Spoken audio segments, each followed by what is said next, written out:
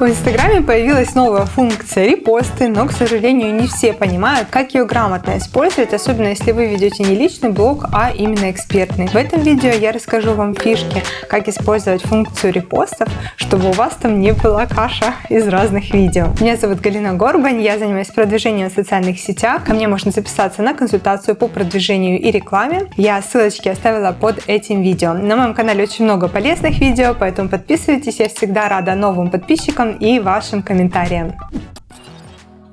Для чего же вообще эта функция репосты? Ну, вообще, это классная функция, если кто-то репостит ваши публикации. То есть, например, там кто-то просматривает ваши видео, ему понравились ваши видео, он делает репост, и к этому репосту можно написать комментарий. Но ключевой момент, что эти репосты, это не просто где-то невидимо, это видимо в профиле человека. То есть, если вы нажали на чьи-то публикации репост под этой публикацией, то, соответственно, у вас этот репост появляется в отдельной вкладке. В плане расширения аудитории это очень круто, да? Получается, что ваши подписчики увидят чье-то видео, захотят, перейдут в аккаунт к тому человеку, то есть могут на него подписаться, либо могут знать, что вот вам нравится такой стиль видео, то есть что-то больше о вас узнать. Но, например, когда у вас экспертный блог, то будет странно, если у вас во вкладке репосты вот такая каша, все подряд, все, что вам понравилось, и вот все там и отображается. Поэтому я нашла такое очень эффективное применение репостов. Это когда вы репостите свои же публикации,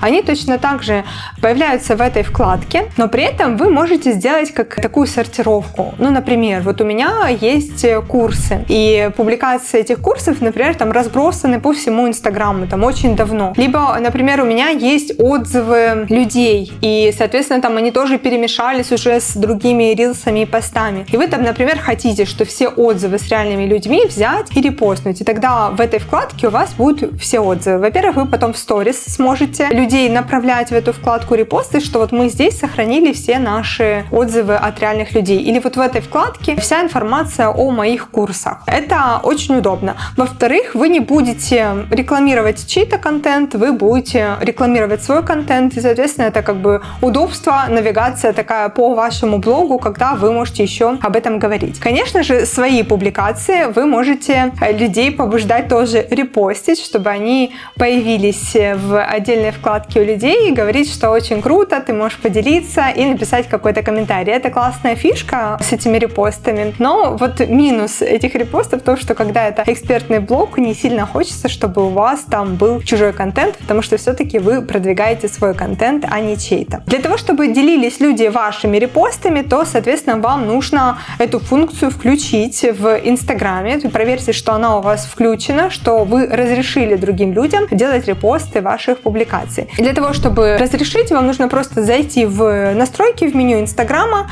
и в разделе «Взаимодействие с вами» нажать «Настройки репостов» и активировать «Разрешить репосты». То есть, если вы хотите, чтобы люди делали репосты ваших публикаций, вам нужно разрешить эти репосты. Я рекомендую разрешать, потому что это дополнительный охват, дополнительная возможность получить новых подписчиков и распространение ваших публикаций. Ну а вам, если у вас экспертный блог, нужно просто быть аккуратными, чтобы случайно не репостить чей-то пост или, допустим, не репостить все свои посты. То есть в этом тоже нету особого смысла, когда вы все свои посты репостите, у вас получается еще один дубль. У вас эти посты есть в ленте, вы их туда же закидываете в репосты. Поэтому я больше рекомендую использовать вкладку репосты как такой отдельный инструмент, когда вы можете отсортировать какую-то важную информацию для удобства ваших же подписчиков. Поделитесь, как вы используете функцию репостов, боитесь ли нажимать или нет, или вот что находится в вашем Инстаграм в разделе репоста. Может, вы нашли тоже какое-то интересное применение этой новой функции от Инстаграм.